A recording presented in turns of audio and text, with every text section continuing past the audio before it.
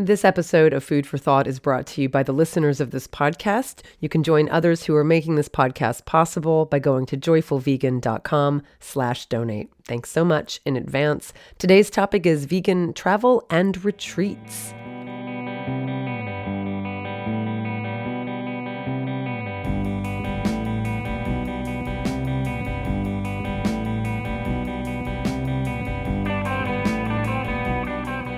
Welcome to Food for Thought. My name is Colleen Patrick-Goudreau. I am your host. My work is dedicated to empowering people to live meaningfully, compassionately, and healthfully with abundance and joy. You can learn more about who I am and what I do by visiting my website, joyfulvegan.com.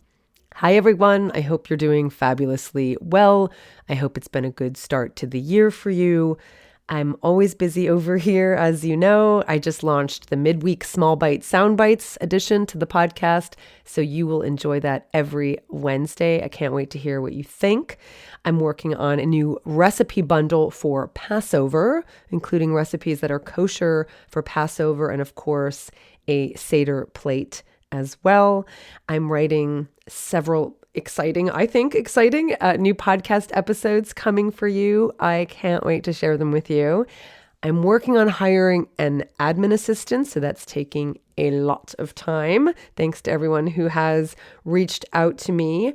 It would be someone who will focus on increasing my reach from a public relations standpoint, basically booking me on podcasts and radio shows and TV programs and YouTube video channels. Everyone seems to have their own podcast and YouTube channel these days, that sort of thing, but also identifying and booking for me on speaking events and speaking engagements, both offline and offline. So that's what I'm looking for. I, of course, still have my online cooking classes, but I don't know if people want online cooking classes anymore. I'm not really sure what it's going to mean for these classes because they've quite dried up. I'd love to hear your thoughts and if you are interested. And this is one of those things, right? If you say, well, I can't do it now, I'll do it down the road, they'll always be there. It's not necessarily the case.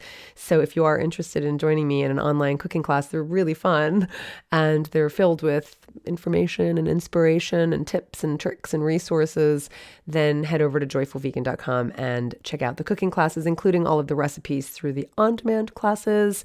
And I'm basically doing everything I can to create content to demystify vegan living and to inspire and empower all of you to live according to your own values of compassion and wellness, because it's a pretty fabulous way to live.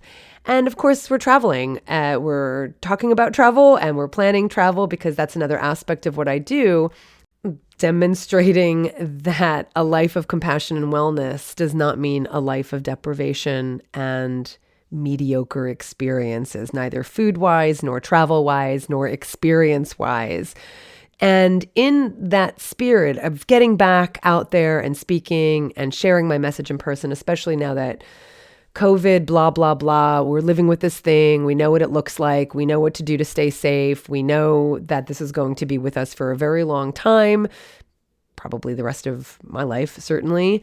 But knowing that I can get back out there and speak and share my message in person, I am very seriously considering hosting another conference. And this would be my 5th Joyful Vegan conference. Now, COVID interrupted the world, so I can't call it 5th annual. I don't know. Maybe I can. Maybe I can, because we can just kind of collapse the 2 years. Well, it'll be 3 years by the time I do this conference, collapsing these years together because of COVID. But, you know, if that didn't happen, I would have continued probably doing the conferences. Now, the 4th conference was online. The 2020 conference was online, and it wasn't online because of COVID. It was actually online in February of 2020. If you remember, many of you were there. It was quite successful. And this was before everyone was living on Zoom. It was online because I had just launched the Joyful Vegan book at the end of 2019, and 2020 was going to be filled with a book tour of dates at bookstores and talks that all got canceled. But prior to them getting canceled, I didn't know they were going to get canceled. I just didn't have the bandwidth to organize and manage an in-person conference along with the book tour. So we had the conference online, but the serendipity of that was what inspired me to start teaching the cooking classes, because I really got pretty adept at Zoom after that conference and with the help of my friend Danielle. But I don't want to do that now. I love the online cooking classes, and they're 90 minutes long, but evidenced by the lack of signups for even just 90-minute long online cooking classes. I'm not sure people want to be online all day for a conference again or more than that. And I really want to connect. Which would be the theme of the conference, connection. And I just feel like that's more conducive for our mental health, for the point of the conference is to do it in person. So that's my first announcement here, and I would love your feedback. Here are my thoughts.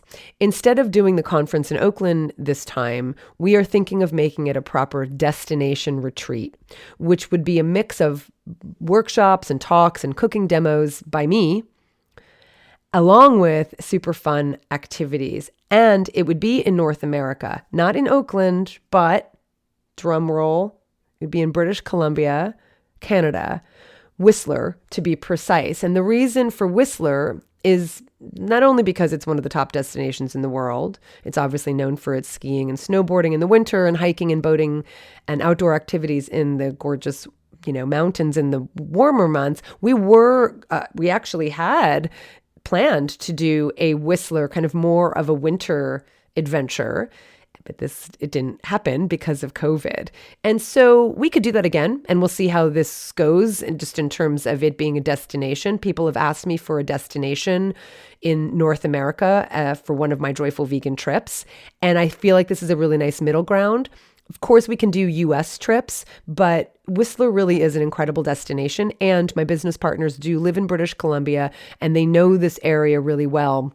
So it just makes sense to kind of locate the next event, to locate a North American trip in Whistler, but also to locate this event idea we have. So what we're imagining is a 6-day retreat that intersperses my talks, my workshops, my cooking demonstrations with activities. So we'd have basically hiking in the mountains. We would have boat rides on, an alpine lake. We would be on the famous peak-to-peak gondola. It's the longest span gondola in the world. It connects the mountains of Whistler and Blackcomb. There would be a Whistler food tour. There would be a bear viewing tour. Yeah, bear viewing tour. There would be a campfire cookout. There would be a night walk experience. There's this really wondrous experience called the Valea Lumina, and we would do that. And then there would be free time to enjoy a spa or a cultural walking tour or an additional hike or a bike ride, whatever you want. So basically, it would be all of the fun and abundance of our Joyful Vegan trips with all the inspiration and connection and information of the Joyful Vegan conferences. So in order to gauge interest, I would love you to go to joyfulvegantrips.com. Eventually, I will have a joyfulveganevents.com probably as we move in that direction again. But for now, it's at joyfulvegantrips.com. If you scroll down, you'll see the 2023 trips at the top. And then below them, you'll see possible 2024 trips. Right now, it's just the conference because there's a form there. And if you add your name and email address, even if you're already on the mailing list, this will allow me to know that you're interested. And of course, you can always reach out to me at Colleen@joyfulvegan.com if you have any questions or thoughts about anything else, any other trip, any other event, any thoughts at all. But this, if you put your name and email address there, you'll get an email. This allows me to know that you're interested. Doesn't mean you're locked in, of course, but it helps me to know that, yeah, people are interested in this and want to know more. So that's the idea. It's really fun to be thinking about in-person activities again, even though COVID is this shapeshifter and full of mystery. As we know, it appears that the deadliest aspects of it are over. Many of us suffered, many of us lost loved ones during that time. And of course, collectively, we all went through a very difficult time, but at least now we know what to do to protect ourselves and to protect each other. We know a bit more about this virus. So it's just really lovely to consider kind of moving back into what this new form looks like, this new realm of normalcy looks like. As you know, we were in Africa for a month in November and December. We were in Rwanda and South Africa and Botswana. Because we were seeing primates in Rwanda, we were seeing chimpanzees and mountain gorillas and golden monkeys. And because we're primates and can pass viruses to one another, especially respiratory diseases, Rwanda still requires testing to enter the national park where the primates live. Now, Rwanda as a country lifted the testing requirements, and most countries have at this point, including the US. So that makes it really easy to get back home after traveling. We were so grateful for that on our Italy trips in 2022. While we were there, the US lifted the testing requirement to get back, which was fantastic because we were all able to just get back very easily without having to go through the testing and possible quarantine. But because of the primates, the non-human primates who live in the national parks, we still have to test. And it is a little frustrating. I mean, I understand why they're doing it. They're requiring masking now, which they didn't used to do. To protect the primates, there's always been a distance between the humans and the non-human primates to protect them, and mostly to protect them. Sure, we could get what they have, but it's mostly to protect them. There was a required distance, and there still is. Now, because of COVID, they require mask wearing, and I think they're going to keep that perpetually in perpetuity. And I support that. I really think they should, because of the risks are so high. The risks are just so high.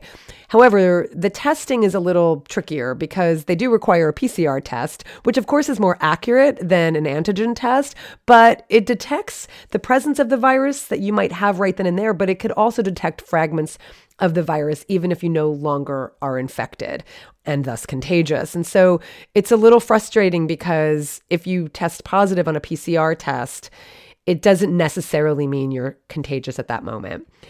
However, if you test positive on an antigen test, it means that you are shedding at that moment and you are contagious. The problem is, I think there's just a lot of false negatives with antigens. And so they want to be sure. So I get it because the stakes are so high. Luckily, no mountain gorilla has tested positive for COVID or shown signs of COVID. But as we share so much DNA, we have to protect them. Of course we do. All that's to say is Uganda has actually lifted their testing requirements, and I do think Rwanda will at some point, but it was very stressful. In the end, all of us were able to see the mountain gorillas on our recent trip, but we don't want to go through that stress again. A couple of our group tested positive a couple days in and wound up being symptomatic. It was actually the second time getting COVID for both of them, and we had to isolate them from everyone else, which added a ton of stress and a lot of costs, extra costs, because we had to change rooms. We had to give them their own room so that they could stay isolated from everybody else. And luckily, they tested negative. There was enough time, which was quite miraculous, that they tested negative by the time we went to see the gorillas. In fact, everybody did. And so everyone was able to see the gorillas. And while we want to return to Rwanda and host another joyful vegan Rwanda trip, and we will, we do not want to do that until Rwanda has lifted that requirement. It's just too stressful to know that we could get there and that people are paying the amount of money that it costs to go to Rwanda and to see the mountain gorillas and possibly not see them because you test positive on a test. So we don't want to go through that. But we have it on our radar. We are constantly checking with our people on the ground in Rwanda. And I'm actually quite hopeful. I think they will lift those testing requirements. I have a feeling they're going to want to get through the winter, see how things go. I mean, their winter is very rainy and it's their down season, or I should say the beginning of the year is their down season, low season because of the rain. And I think once we all get through this winter, I have a feeling, I'm hopeful, I'm always optimistic. I think they're going to lift those requirements. So we look forward to being able to offer another trip to Rwanda, would be in 2024 if they lift the testing requirements.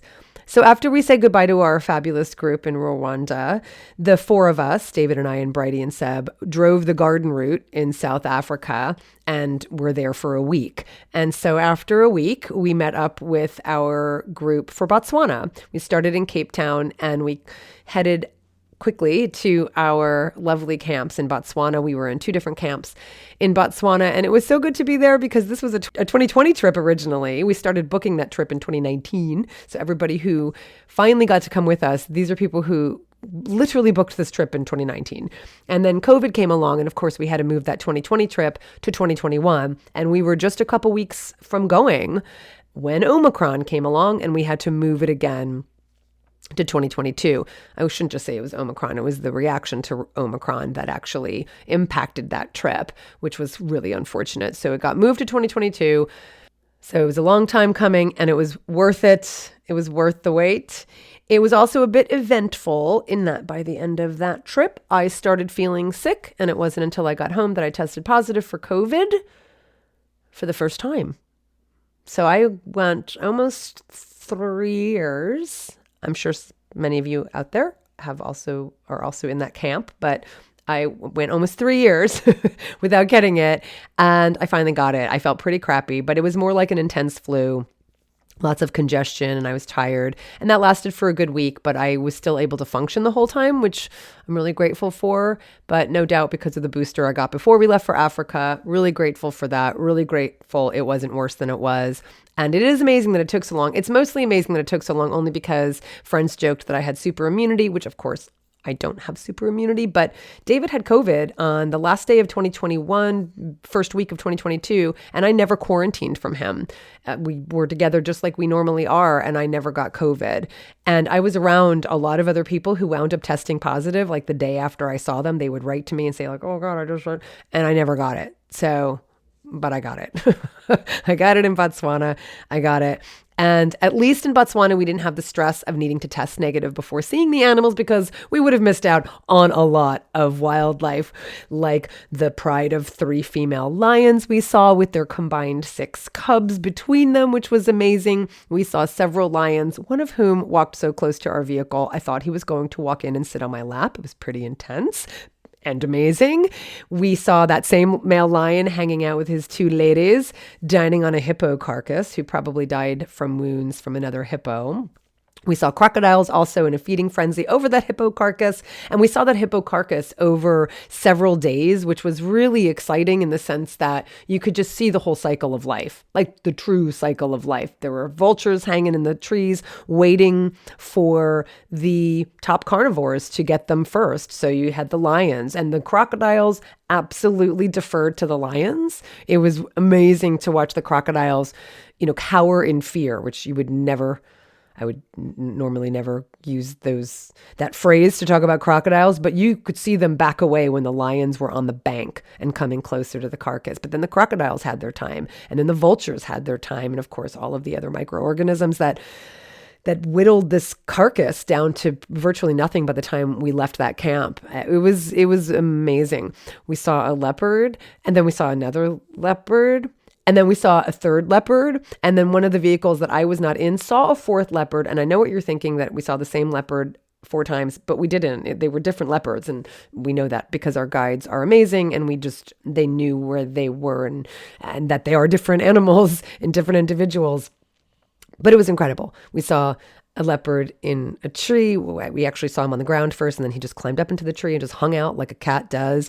And we saw another leopard who had just killed a baby impala, and the impala was still there on a lower limb. It was just amazing. We saw tons of elephants and giraffes and baby everything, every kind of antelope you could imagine. And it was baby season, and we saw wildebeest and birds and birds and birds. It was just every time we all said, this can't get better. Like, we're done. Like, that's it, right? This is not going to get better than that, whatever that drive. We did a morning drive. We did an evening drive. We did a morning drive. We did an evening drive every day.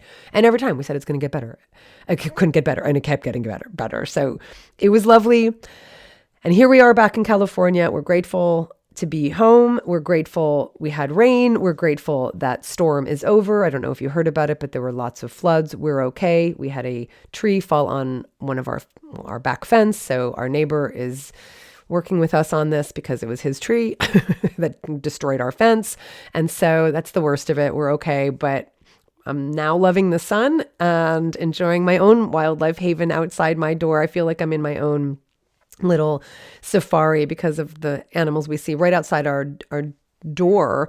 our windows. And then also last week, we were on a hike with some very good friends and we saw several coyotes, and it was absolutely magical. We really felt like we were in a safari, and I really can't impress this upon you enough. You have so many animals in your backyard, and I mean literally, and just a little farther afield.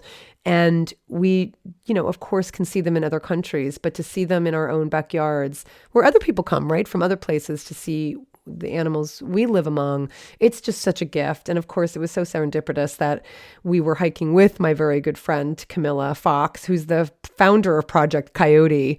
And she works so hard, and the organization works so hard to protect the carnivores and change people's perspectives of them. It was actually interesting while we were, just in awe watching this one coyote walk around in the wooded part of this trail we were on, because normally you would see coyotes kind of out in the open. We would see lots of other hikers, and we were just in awe. And I said to a couple passing by, "There's a coyote," and I could see his reaction initially was, "Oh God, oh, should we be cautious?" And it was really nice to be able to say, no, he's beautiful. It's fine. It's okay. He's safe. You're fine. There's no fear. And to watch these animals was just incredible. And Camilla works so hard to protect them and to stop coyote killing contests. I've interviewed her on this podcast, one of the very few interviews I've done on this podcast. And I invite you to go back and listen to it because she's amazing. And she just had a tough week. And she had said that she really just needs to see a coyote in the wild. And serendipitously there he was. And then another, she thinks there was a bonded pair. We saw two together-ish. They were near each other. And she said this is the time of year when they're choosing their mate. And it was probably a pair that was bonding and going to mate soon. So hopefully baby coyotes soon. So we're grateful for that. And now that the holidays are behind us, this is the time of year we all look ahead and we plan our travel. And we're seeing that with all of the signups for our 2023 Joyful Vegan trips.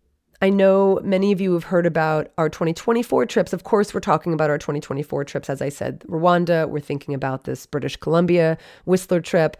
And many of you have heard about Japan. Japan is now open, so we're really hoping there'll be 2024 trip to Japan. We have 350 people on the interest list, and we think it will fill up fast, and we can't move to Japan to run these trips.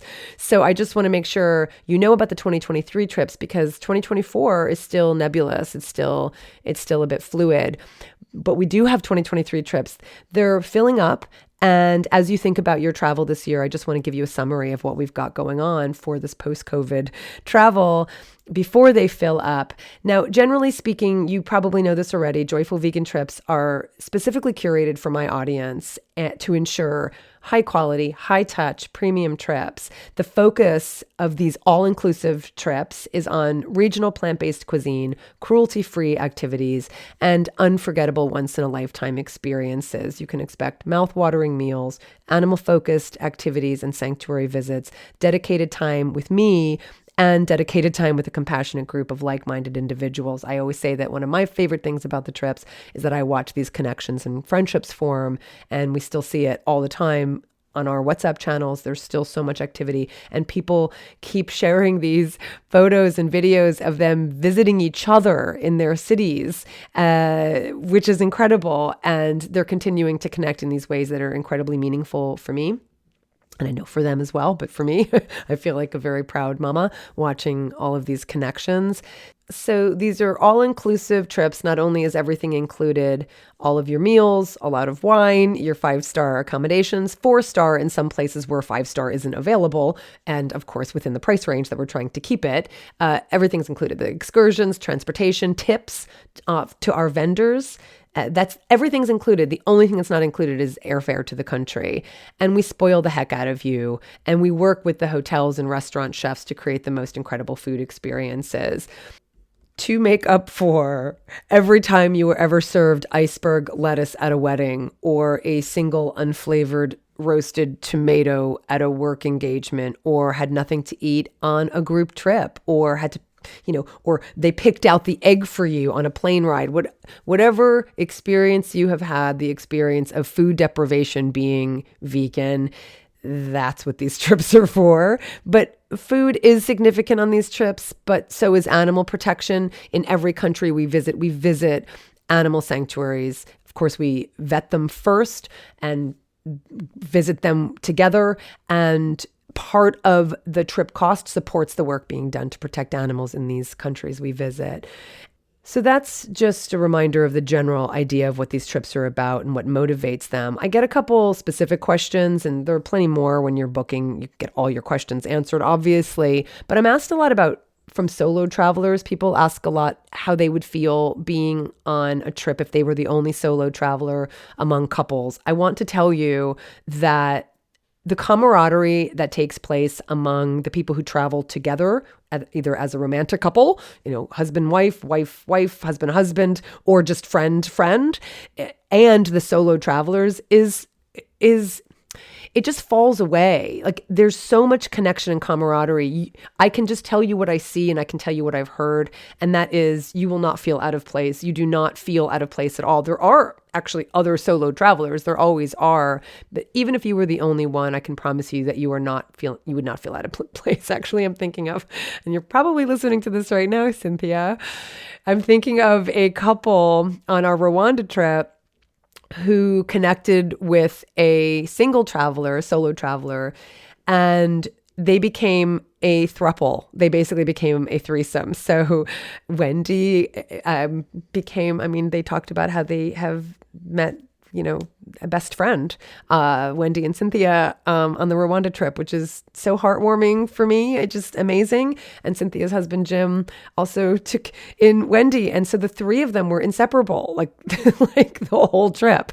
And I think since then, so I can promise you that you won't feel out of place. I'm also asked a lot about non-vegans joining the trips as a partner or friend. We absolutely have friends and partners who come with their vegan partner or friend, and they are absolutely welcome. They are welcome, and they feel welcomed. We welcome you wherever you are on your journey. I will tell you that your non-vegan partner or friend will not be eating any food that is not vegan with us. If there's opportunity for you to go off and get your own hamburger, and that's what you need and want while you're with us, that's your prerogative, and I can't control that, obviously. But in terms of you joining us, every meal is incredible, and of course everything's plant-based and vegan, so you will be eating what we eat. Or I'll speak to you, your partner, your friend who's not vegan will be eating everything we eat. But in terms of just how they feel, this is not an exclusive club where anyone who's not vegan would feel uncomfortable at all. And again, I can only tell you what I see, what I try to create, and what I hear from people. And I can tell you that there's a reason that people keep coming back on these trips, and not everybody's vegan who travels with us. Another question I get, and then I'll move on to the specifics of these trips coming up, is people ask me if I'm involved. They ask Bridie and Seb in the correspondence if I'm involved in these trips. I am absolutely a traveler on these trips. So you are spending a lot of quality time with me, maybe too much. Maybe people who travel on these trips are sick of me, but I am there. I am present. This is work for me in the sense that I am there to connect with you. And that's why I keep coming on these trips. So yes, I am very much a traveler, and you will be sick of me by the end. So let's take a look at what we've got in 2023. So for the record, as of this recording, we have 2 double rooms left in Tuscany. That could change by the time this goes live. And I believe Northern Italy is sold out, but it's always worth reaching out because you never know if there's a last minute cancellation. Sometimes someone has an emergency, or they have to cancel for some unfortunate reason. And if you're on the wait list, or we know that you're very interested and ready to book, then we will reach out to you. So don't hesitate to reach out, even if something is sold out. I promise you, it's worth it. You can find out all the details for each trip at joyfulvegantrips.com. That's where I'm encouraging you to go. And then from there, if you want to book, I give you everything you need on that, from that site, from that page. So in September, we have a taste of the French countryside, idyllic villages and valleys from Paris to Bordeaux, with the Loire Valley and the Dordogne Valley in between. This is France's countryside, and it might be the most beautiful in the world. It is a 9-day adventure, as I said, from Paris to Bordeaux, and throughout, this is a land dotted with rivers and rolling hills and quaint villages and chateaux. It is the stuff of dreams. That's why I call it idyllic. It is the stuff of dreams. We begin in Paris, We have our Welcome to France evening to remember, and then we head to the Loire Valley. We sail the famed river, the Loire River. We visit a magical chateau. We tour Leonardo da Vinci's final resting place. We sample local wine, and we stay in a castle for 2 nights. What else can I say? Then we move on to the Dordogne Valley in southern France. And this is an area that I know a lot of people are not familiar with, especially a lot of Americans, North Americans are not familiar with.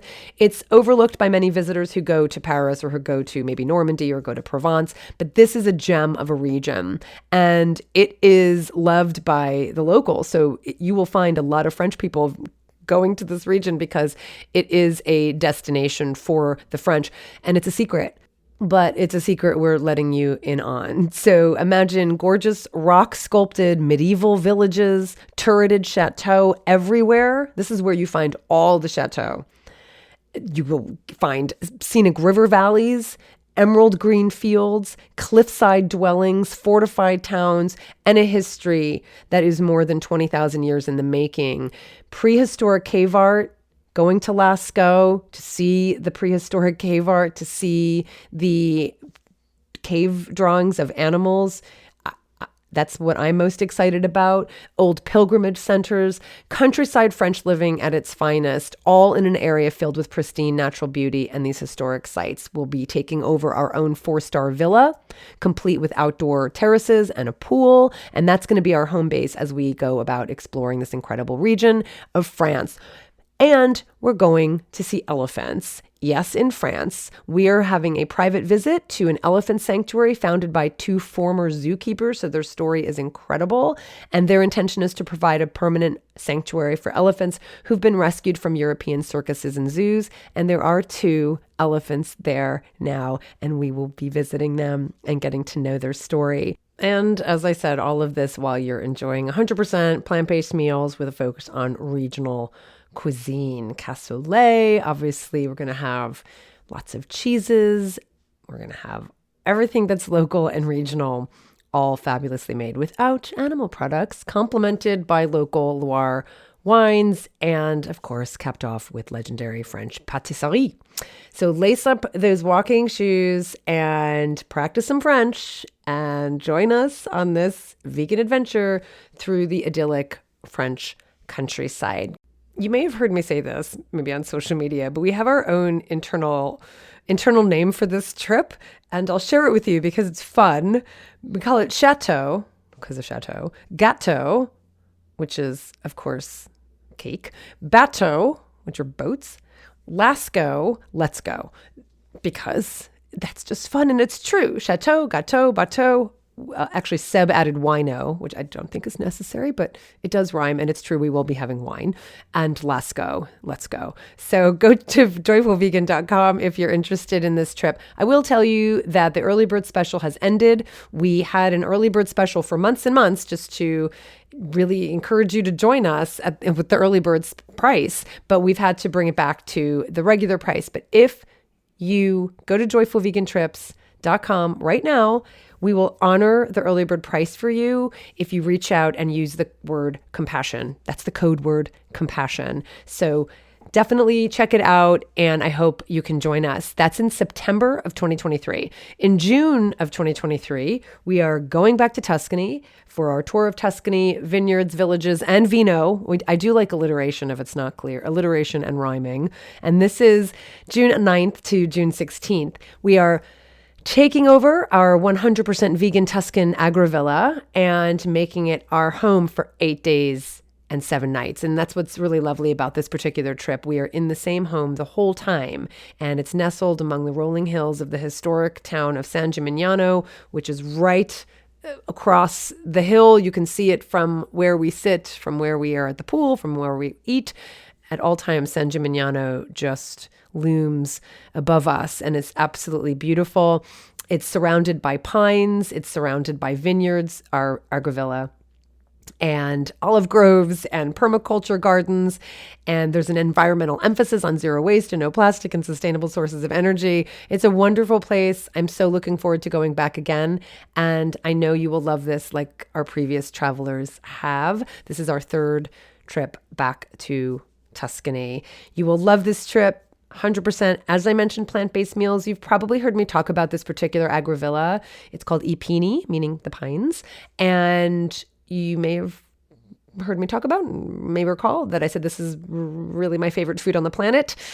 Not just Tuscan cuisine, but actually the cuisine of I Pini. It's unbelievably delicious. Every single meal is colorful and beautiful and regional and local and delicious. And so that's what you'll experience with us. Obviously, Italian wine, but again, not just Italian wine. If you go back to listen to the series I did on Italian cuisine, you know that everything is local. So you can just point in any direction and you're getting the produce from where you can see, where your hand points to. And that includes the wine. So it is a very local winery and just fabulous. We are going to an animal sanctuary.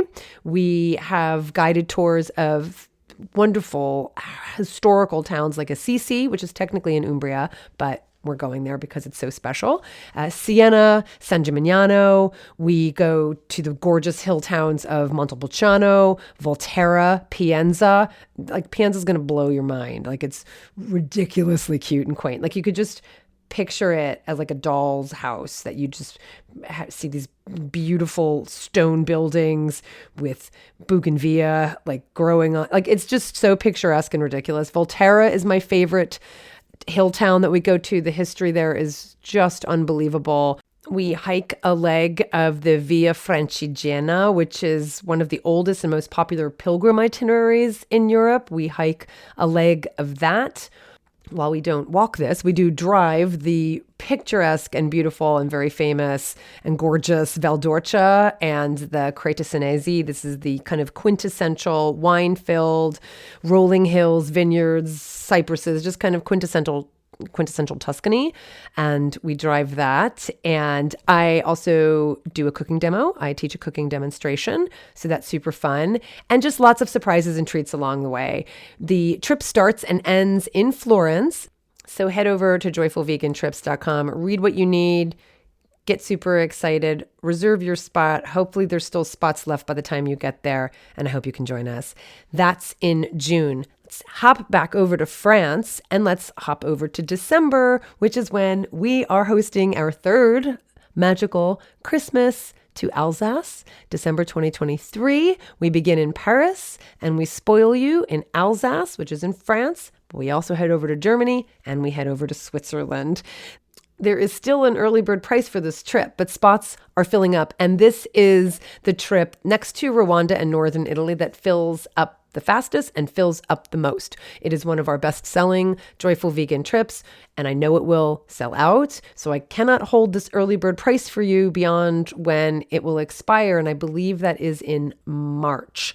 So go to joyfulvegantrips.com, check out the details, why you will love this trip.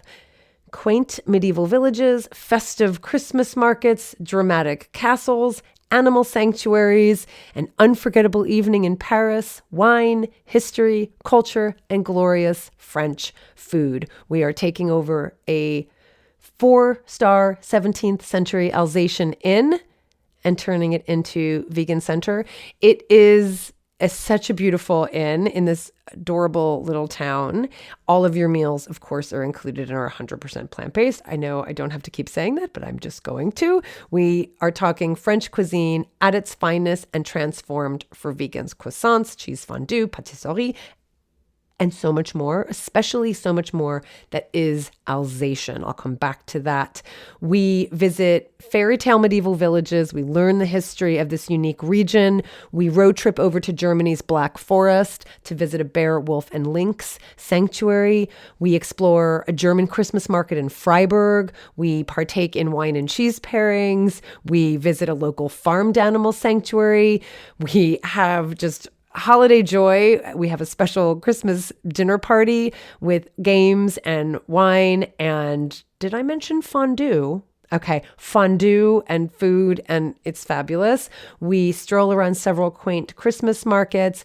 We drink Glühwein, which is hot spiced wine, in your very own reusable mug. And yes, if you don't drink alcohol, we always make sure our non-alcohol drinking guests feel part of everything, so you would not be left out. I promise you. I will be with you every minute, all the time, every second. And I will tell you that this part of France especially, it is so... Especially in the wintertime, the food is very Germanic. This is Alsace. It's gone back and forth for hundreds of years between France and Germany, and it has very Germanic influences, was held by Germany several times and for a while. And so, but then you've also got the French side of it, especially all of the cheeses. And when I think about this region, I think about butter and animal-based meat and cheeses and just so much that you would not experience if you did not come with us. And I keep saying that because the benefit we have being a group is that we have leverage and we have scale. And so, of course, we're going to have an easier time asking our chefs to make what we want for 30 people versus just us asking for what we want for 2 of us, right? So it's not that you wouldn't have a wonderful time in Alsace if you went by yourself. And please go by yourself and take all of the tips that I have given you over the years to travel joyfully as a vegan. But the benefit you get traveling with us is just, it's tenfold. And the benefits also is that Bridie and Seb speak French, so they work directly with the French-speaking, although really in Alsace it's Alsatian-speaking, vendors and chefs and hoteliers, and we just make sure that everything is Alsatian without any cruelty, without any animal products. I may have shared before that Doug and Jim, they came on our Alsace trip several years ago. They were with us in Botswana, and one of my favorite testimonials is from Jim, who said he found the spirit of Christmas on that trip. Like, I love that so much because nobody does Christmas like the Europeans, and the Christmas markets and the magical lights and the mulled wine and et cetera, et cetera. So you're going to enjoy tarte flambée and bûche de Noël and crêpe Suzette and coq au vin and onion tart and quiche Lorraine and cheese fondue and chocolate fondue. And it's all for you. It's all for you. So go to joyfulvegantrips.com, book ASAP to take advantage of the early bird special, and I hope to see you in Paris for our Alsace trip. Now let's head back over to northern Italy, which is also in June, and it follows our Tuscany trip. You can do what some people do, which is join us for both. There's only a day and a half in between, and the benefit is you get 2 weeks in Italy. You know, if you're going to travel that far, you might as well stay and enjoy it, and Americans need to take longer vacations than we do.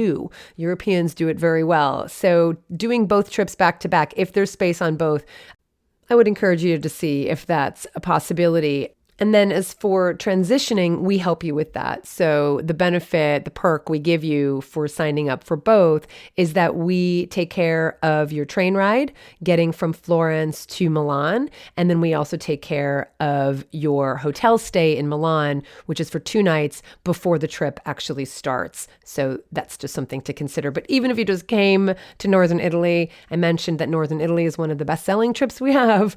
It is probably something we're going to keep doing again and again, just like our Alsace trip. It's really unique. It's so different than Tuscany. We are in the Italian Alps. We are hiking. We are boating on Lake Garda. We are on the canals in Venice. So that's why we call this mountains, lakes, and canals. It is a trip for all the senses. It is a very active trip. You don't have to go to Switzerland for amazing Alp scenery. Of course, go if you can. I love Switzerland. So not distant Switzerland, but people, if you have not seen the Dolomites, if you have not been in the Italian Alps, the Dolomites is one of the most beautiful mountain ranges in the world. And within it are countless alpine villages and meadows and fun hiking opportunities. And we have an incredible trip planned for you. This is our second time back to, this is actually our third time back to Northern Italy for this particular trip. And it's not just mountains. I mentioned the lake. We also go to Venice. Venice is one of these cities. I was just talking with a friend of mine about Venice. Venice was a city I didn't think I was going to love. You know, I'd heard from so many people that it was just overrun with tourists, and it has been in the past, but they've made some changes since COVID. And I don't know, I just fell in love with it. Again, the history there is just so incredible, and it's just so beautiful. The accommodations throughout this trip are absolutely lovely. We stay at a countryside villa near Lake Garda. We stay in a canal-facing palazzo in Venice. We stay in a vegetarian hotel, mostly vegan. Of course, for us, it's vegan, in Europe's largest high-altitude alpine meadow. And we stay at Italy's first ever 100% vegan hotel in the mountains. How fun is that? Like, it's pretty fun. And you will indulge in one epic meal after another. Luckily, we are doing enough hiking and moving so that you will work off those calories, because we do eat and we do drink, again, wine, in this case, Northern Italian wine. And you will love this trip. 3 nights in the vegan hotel in the mountains, guided hikes in the Italian Alps, and visits to small alpine villages, 2 nights at the vegetarian hotel at the foot of the towering Dolomites. Lots of opportunities to sample that local Italian wine and Prosecco and aperitivi. 2 nights in the canal-facing palazzo in Venice. We are on Lake Garda, on a boat, on our own private boat. 2 nights at a beautiful countryside villa near Lake Garda. Venice by boat, Venice by gondola. There's a guided walking tour. All incredible plant-based meals, including the local specialties. We've got the tiramisu, polenta. Go listen to the Northern Italian cuisine episode I did. And then some chances on your own to go hiking or biking or sightseeing. You can visit a 5,000-year-old Iceman. Yes, it's true. It's incredible. I hope you do it. That's one of the days you can go as an option. I will also be giving a cooking demonstration here in Northern Italy as well, and lots of surprises and treats along the way. So brush up on your Italian and actually on your German as well, because we are in a very German-speaking region of Italy. Your German is going to come in handy. Dust off those hiking shoes and get ready to work up and off an appetite, because we will be eating, but we will be moving. And join me in this all-inclusive trip through Italy's mountains, lakes, and canals. So if you're interested, you can also find all the details there at joyfulvegantrips.com. So I just wanted to give you an overview of what's going on in 2023. And now that that's out of the way, I am going to go work on the content I keep teasing you with. I can't wait to share some upcoming episodes with you. I hope you're enjoying the midweek small bite sound bites. I hope to see you in an online class. I hope to see you on a joyful vegan trip. I hope to see you in perhaps our first in a long time joyful vegan conference. No matter what, I hope you're well. For the animals, this is Colleen Patrick-Goudreau. Thanks for listening.